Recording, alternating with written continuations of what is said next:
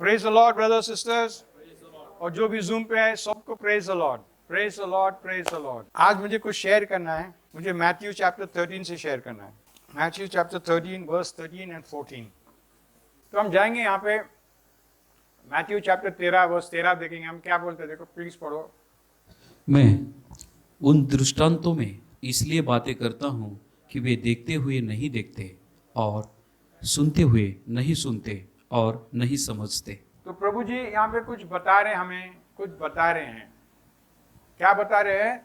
मैं क्या, कैसे मैं दृष्टांत, मैं उनसे दृष्टांतों में इसलिए बातें हाँ बोलते मैं डायरेक्टली बात नहीं कर रहे, मैं डायरेक्टली बात नहीं कर रहा, मैं पैराबल्स द्वारा, दृष्टांत द्वारा मैं प्रार्थना बात कर रहा हूँ, क्योंकि लोग समझते नहीं है, समझते नहीं है।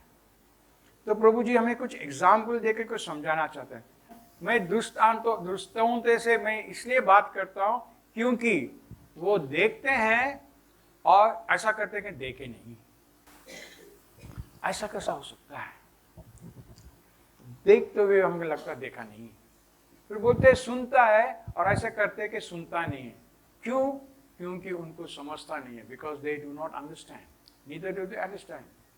Your eyes C, your ears here, but उनको समझता नहीं है। इसलिए प्रभु जी बोलता है मैं दृष्टांत, I speak to you in parables. हाँ, मैं उसको ऐसा बात करता हूँ, डायरेक्टली बात नहीं करता हूँ, ताकि उनका इंटरेस्ट क्या है, हमें समझ में आए। आपको मालूम है, मुझे लगता है मार्क चैप्टर 4 में वो बीज के बारे में बोला है, याद है? We'll just put that on Mark chapter 4. Which verse is it? वहाँ पे बीज डाला, कुछ जमीन दिखा हमें। हम दो जमीन के बारे में देखेंगे, सड़क का और पत्थर के जमीन के देखेंगे।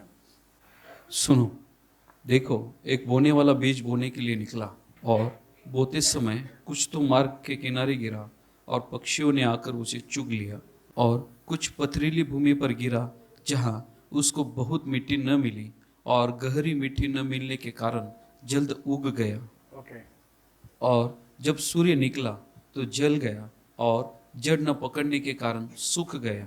और कुछ तो झाड़ियों में गिरा और झाड़ियों ने बढ़कर उसे दबा लिया और वह फल न लाया। परंतु कुछ अच्छी भूमि पर गिरा और वह उगा और बढ़कर फलवंत हुआ, और कोई 30 गुना, कोई 60 गुना और कोई 100 गुना फल लाया। और उसने कहा, जिसके पास सुनने के लिए कान हो वह सुन ले। Let's go to the place जहाँ पे प्रभु जी अभी एक्सप्लेन करता है ना, कब कितना गया 10, 11, 12, where is explaining the parable? इसलिए कि वे देखते हुए देखे और उन्हें सुझाई न पड़े, और सुनते हुए सुने भी और न समझे, ऐसा न हो कि वे फिरे और क्षमा किए जाए। 14, 15, 16 डालो, यहाँ पे यीशु मसीह उनको बताता है ना। बोने वाला वचन बोता है जो मार्ग के किनारे के है, जहाँ वचन बोया जाता है। वे है कि जब उन्होंने सुना तो शैतान तुरंत आकर उन्होंने सुना और शैतान तुरंत आके ले लिया। ऐसा वचन है? को, यह संकल्प। बहुत सारे लोग बताते हैं, ब्रदर हम चर्च में सुनते वचन अच्छा लगता है, बाहर गए तो भूल जाता है। नहीं, तुम भूलते नहीं है, तुम शैतान को छोड़ो उसको निकालने के लिए, ताकि क्योंकि जब वो वचन है तुमको इम्पोर्टेंट नहीं है, मूल्यवान नहीं है, तुम उसको बिखर डालते हैं, छोड़ डालते हैं तुम। ये वचन का इंपॉर्टेंस तुम्हें देखना है। तो क्या बोलता है नेक्स्ट बोलो। और वैसे ही जो पथरीली भूमि पर बोए जाते हैं, ये वे हैं कि जो वचन के सुनकर तुरंत आनंद से ग्रहण कर तुरंत लेते हैं। आनंद से। कितना लोग बोलते हैं अरे क्या आज का वचन बहुत मस्त था, आनंद से क्या है। कोई लोग मुझे ब्रदर क्या वचन होता है, मैं बोला मैं चुप रहता, बोलता बाहर देखते क्या होता है वचन का। क्या बोला है यहाँ पे, क्या बोला है? और वैसे ही खुशी से मिलता है ना। और 17, परंतु अपने भीतर जड़ न रखने के कारण वे थोड़े ही दिनों के लिए रहते हैं। इसके बाद जब वचन के कारण उन पर क्लेश या उपद्रव होता है तो वे तुरंत ठोकर खाते हैं। ओके, वचन के कारण कुछ क्लेश होता है। बिकॉज जब भी हम प्रभु के वचन को समझ के लेने चाहते हैं तो कुछ ना कुछ आता है, कुछ गड़बड़ होता है। जब भी अब बोले क्या ब्रदर, प्रभु जी हमने इतना प्रार्थना किया, हमारे ब्रदर गुजर गए, तो वचन क्या बोलता है? बोले नहीं नहीं नहीं, ये वचन ठीक नहीं, नहीं नहीं नहीं नहीं नहीं नहीं, यही प्रभु बोलता है। क्यों? जब भी कुछ क्लेश हो गया, कुछ प्रॉब्लम हो गया, हम सीधा बोलते वचन ठीक नहीं। ये रॉन्ग है, ये रॉन्ग है। क्योंकि प्रभु का दिल में हमेशा हमारे लिए आशा है, हमारे लिए अच्छे अच्छे प्लान्स है। ऐसा है क्या? जेरेमाया 29 वर्स 11, अच्छे अच्छे प्लान्स है हमारे लिए। बुरे प्लान्स नहीं है, अच्छे अच्छे प्लान्स है। और ये अच्छे अच्छे प्लान्स में कुछ क्लेश नहीं है, वो प्लान है। हमारा काम है वो प्लान में विश्वास करने के, हमारा प्लान है वो। ओके, तो क्या बोलते हैं, let's go again. And afterward when affliction, क्या बोलते इसके हैं? बाद जब वचन के कारण उन पर क्लेश या उपद्रव होता है तो वे तुरंत ठोकर खाते हैं। Okay, next. और जो झाड़ियों में बोए गए हैं ये वे हैं जिन्होंने वचन सुना और संसार की चिंता और धन का धोखा और वस्तुओं का लोभ उनमें समाकर वचन को दबा देता है। सबसे पहला क्या बोला? संसार की चिंता। संसार की चिंता क्या करता है? अभी तुम सोचो ये संसार की चिंता क्या क्या है, तुम सोचो, मैं बोलने वाला नहीं है। तुम सोचो तुम्हारे जीवन में संसार की चिंता क्या है, क्योंकि वचन, प्रभु जी क्या बोलता है, वो संसार की चिंता जो है वचन का गला घोटता है, बोलता है ये वचन सही नहीं है, ये वचन सही नहीं है, ये वचन सही नहीं है। और जो भी हमारे मन में ये वचन सही नहीं है, सही नहीं है, क्या बोलता है यहाँ पे, क्या बोलता है, फिर उसको ऐसा गला घोट जाता है कि वो आके फल नहीं पाता है, फल नहीं लाता है।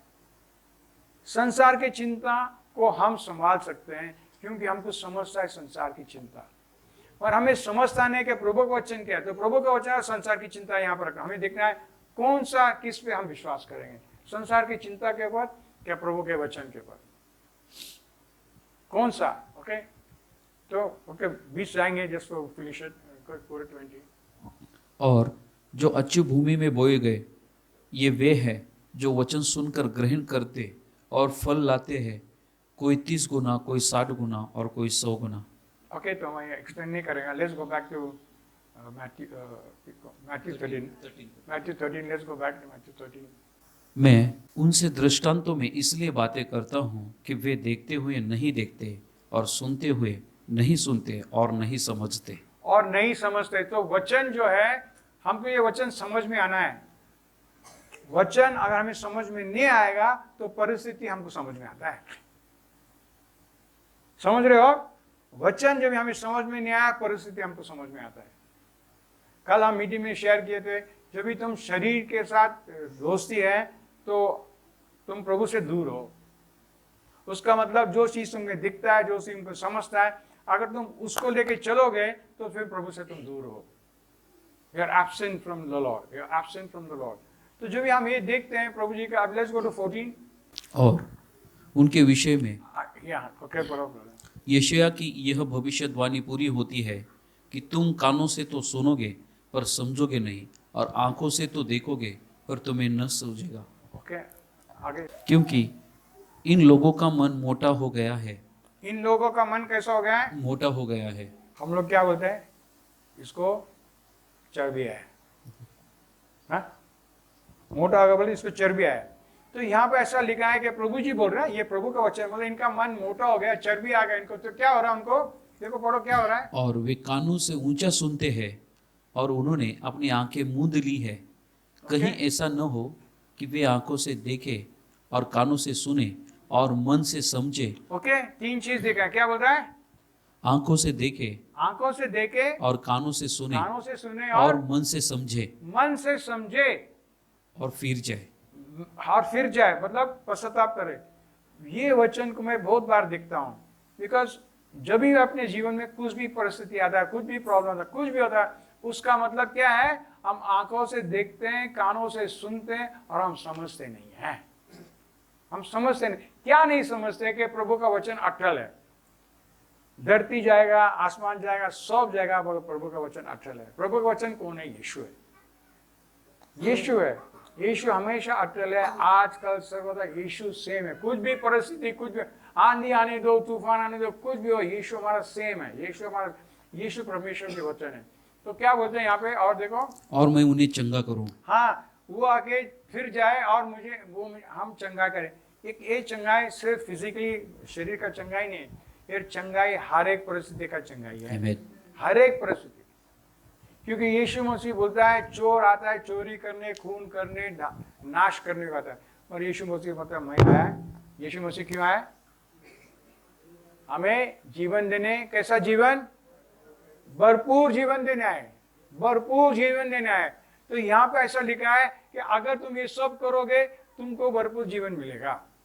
जब भी हमको भरपूर जीवन नहीं है, हमारे पास निराशा है, आशा नहीं है, निराशा आता है, तो जब भी हमें समझ में आना मांगता है कि प्रभु जी आपके वचन में समझा नहीं क्या। मैं यहाँ पे रुकेगा।